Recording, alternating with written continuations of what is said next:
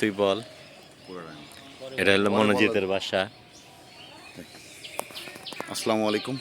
এই আমাদের যে পিলখানা বর্বরত হত্যাকাণ্ডের নির্দোষ সৈনিক, সে 23 তারিখে জানুয়ারি 23 তারিখে মুক্তি পাইছে আল্লাহর রহমতে জামিনে। আমরা তার বাসায় আসছি যশোরে। দেখেন তার পরিবেশ, তার বাসার পরিস্থিতি।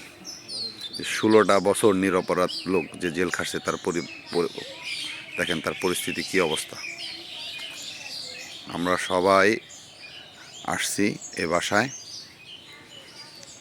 আপনারা তো দেখছেন তাদের বাসা। আমি দেখাচ্ছি আপনাদের, আপনারা দেখেন কি পরিস্থিতি।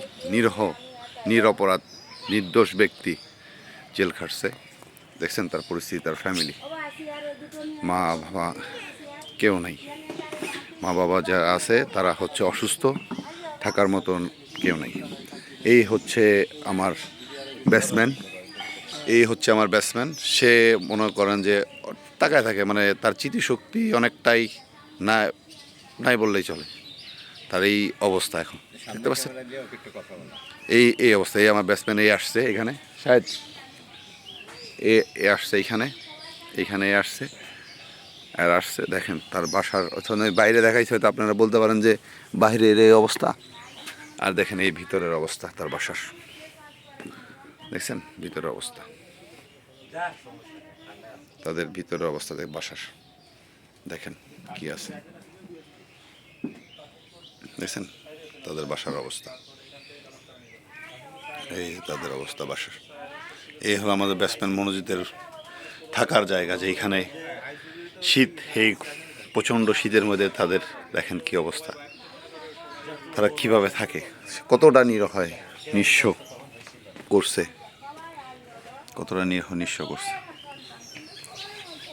দেখছেন।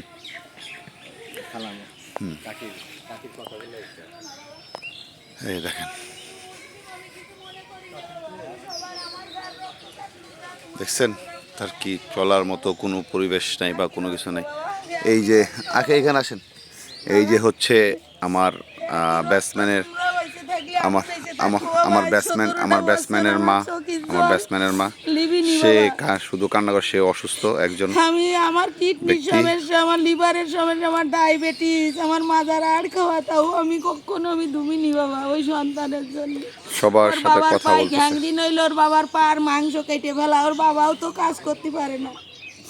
দেখছেন কি অবস্থা। অসুস্থ বাবা, দুটো মানুষ আমরা ওই সন্তানের জন্য পাগল হয়ে গেছি। ওর বাবা তো হাফ পাগল মতন হয়ে গেছে, বোঝে না। আচ্ছা, কথা বলতেছে আমাদের ব্যাটসম্যানদের একটা ওইখানে সবার সাথে জয়েন করাইছি, কলে কথা বলতেছে।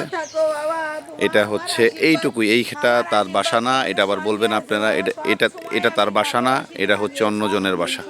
এটা তার বাসা না, তার জায়গা না, এটা অন্যজনের। যা ছিল সব বিক্রি করছে। এটা হচ্ছে ওই আমার ব্যাটসম্যান মনোজিতের বাবা। এইমাত্র আসলেন, সে বাহিরে কর্ম করেন। কি করবে, তার ছেলে তো ভালো আছেন, তার ছেলেরে খাওয়ানোর জন্য বা ওয়াইফকে খাওয়ানোর জন্য, সে নিজে খাওয়ার জন্য তো বাঁচতে হবে, সেই জন্য সে কর্ম। এইমাত্র আসলেন উনি।